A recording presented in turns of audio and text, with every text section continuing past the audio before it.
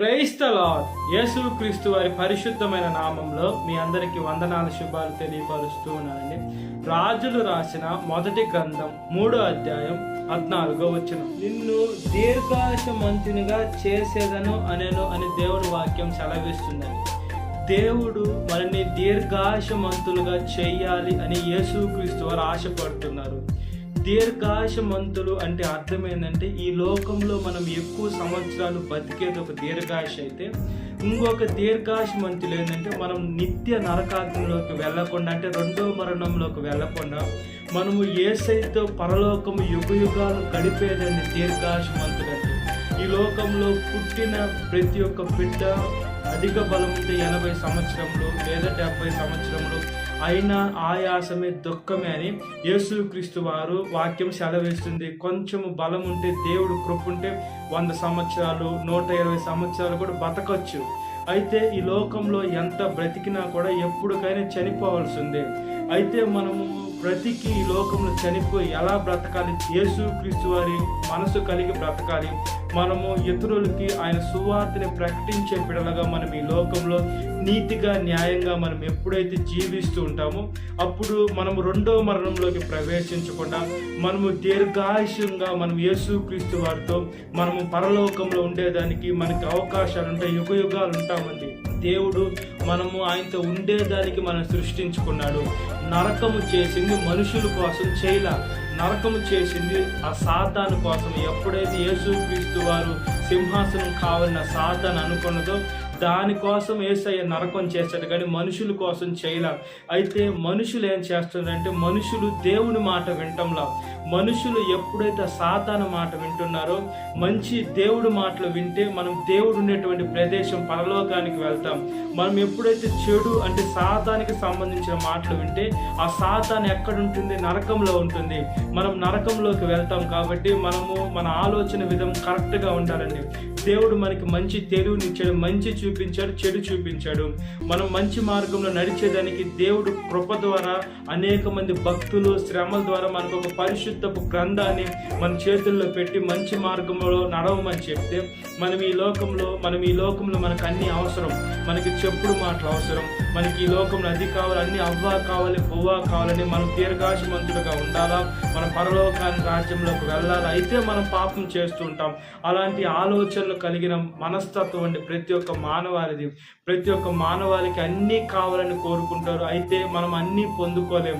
మనం ఒకటి కావాలంటే ఒకటి ఖచ్చితంగా కోల్పోవాలి. మనకి పరలోక రాజ్యం కావాలంటే ఈ లోకంలో ప్రతి ఒక్కటి పెంటతో ఎంచుకొని మనల్ని మనం నలగొట్టుకొని యేసుక్రీస్తు వారి కోసం జీవించాలి. లేదా మనకి పరలోక రాజ్యం వద్దు, మనకి ఈ లోకంలో కావాలంటే ఈ లోకంలో విడిగా జీవిస్తే మనం ఖచ్చితంగా నరకంలోకి వెళ్తాం. దాంట్లో ఏ స్కోప్ లేదు. కాబట్టి మనం ఈ లోకానికి వచ్చింది ఎందుకు? మన పర్పస్ ఏంటంటే యేసుక్రీస్తు వారు దగ్గరికి మనం వెళ్ళాలా, మనం పరిశుద్ధంగా జీవించాలా. మనం జీవించేది కాకుండా ఇతరులకు కూడా చెప్పే మనస్తత్వం మనం కలిగి మనం పరలోక రాజ్యానికి వెళ్ళి మనం దీర్ఘాయుష్మంతులుగా అవ్వేది కాకుండా, ఇతరులకు కూడా నిజ దేవుడు, సత్య దేవుడు, ప్రాణం పెట్టిన దేవుడు, పరిశుద్ధమైన యేసుక్రీస్తు వారి సారంగా మన వాక్యం చెప్పినట్లుగా ప్రార్థన.